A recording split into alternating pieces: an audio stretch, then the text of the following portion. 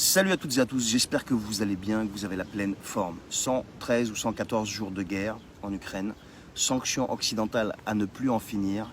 Je pense qu'il est l'heure de faire un petit peu le bilan à notre niveau, nous le peuple qui vivons de plein fouet les conséquences de ces décisions débiles. Donc plus de 113-114 jours de guerre, une pluie de sanctions à ne plus en finir de la part des Occidentaux pour soi-disant punir les Russes, détruire l'économie russe, etc., etc. Et le résultat est plus que désastreux, on va en parler. Rappelez-vous, j'avais fait une vidéo au début de cette guerre lorsque les fous qui nous gouvernent ont eu la brillante idée de mettre des sanctions de fous au lieu de réunir tout le monde autour d'une table pour discuter de la paix. Et je disais à l'époque que c'était un énorme boomerang qu'on avait lancé et qu'il allait nous revenir en pleine gueule avec une violence de dingue. Et c'est ce qui est en train de se passer et le pire est encore à venir.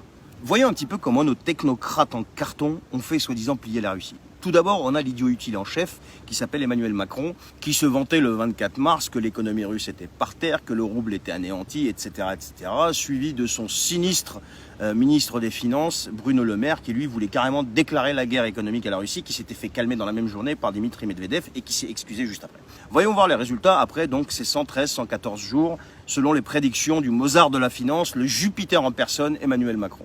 Premièrement, le rouble. Au moment où je vous parle, 1 euro, c'est 59 roubles. Vous pouvez aller regarder. En janvier, il était arrivé à 151 roubles. 24 mars, destruction du rouble, on voit le résultat. 2. La Russie, l'Iran et l'Inde viennent d'inaugurer une nouvelle route maritime qui va de Saint-Pétersbourg à Bombay en 14 jours. 3. La Russie a signé un énorme contrat sur le pétrole et le gaz avec l'Inde. Aujourd'hui, l'Inde importe 600 000 barils. Il y a un an, c'était 90 000. Et le pire de tout ça, c'est que vu qu'on est comme des cons aujourd'hui, on ne veut pas acheter du pétrole russe, et bien qu'est-ce qu'on va aller faire? On va aller l'acheter à l'Inde. Donc les Européens vont aller acheter du pétrole russe à l'Inde, encore plus cher. Parce qu'ils veulent mettre en place un embargo, tu comprends? Oh là là, c'est pas bien d'acheter directement le pétrole russe à la Russie. Vaut mieux l'acheter à l'Inde, encore plus cher. De toute façon, c'est toi et moi qui allons payer. 4. La Chine, qui change carrément de ton et s'engage de plus en plus auprès de la Russie. Et le président chinois a dit qu'il était prêt à soutenir la Russie en matière de souveraineté, de sécurité. C'est très clair. La Russie et la Chine sont devenus un énorme bloc économique, industriel et militaire. C'est clair et net. 5. L'Afrique, où on avait une grande domination française. Alors, par la bouche du président de l'Union africaine, il a dit qu'il voulait de plus en plus coopérer avec la Russie. 6. La cerise sur le gâteau, la Russie a encaissé plus de 93 milliards d'euros après 100 jours de guerre.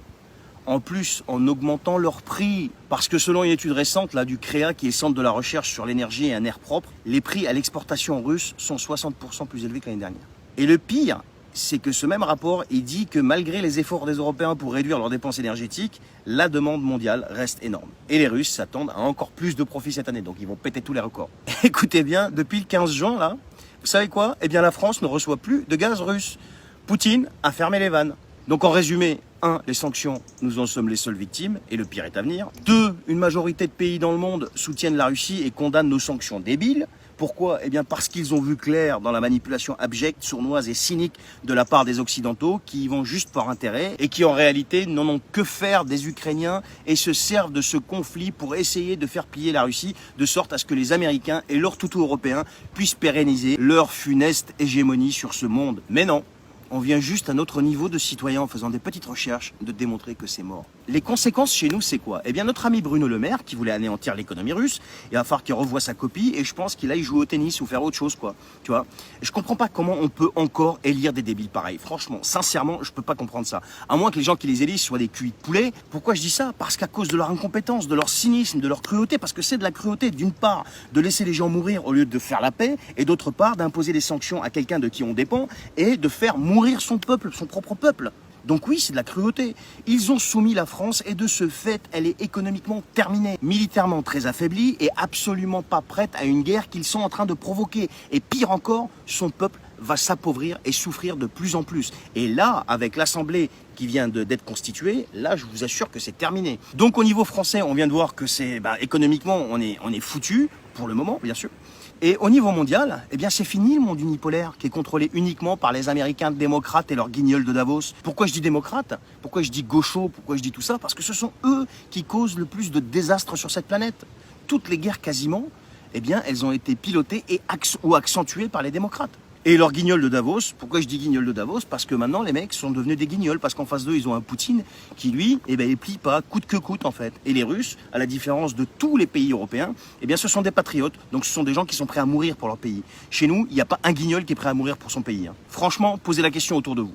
À part certains patriotes, et encore. Maintenant les amis, on vit bien dans un monde bipolaire avec deux blocs, le bloc russo-chinois, Inde, etc. et le bloc des mondialistes, des guignols de Davos, soutenus par les Américains, etc., etc. Il va falloir que tous ces petits mondialistes se fassent à ça et revoient leur copie, sinon ça va être un putain de chaos, je vous assure. Allez, je vous souhaite une excellente journée, je vais aller faire une petite séance de sport. Ciao.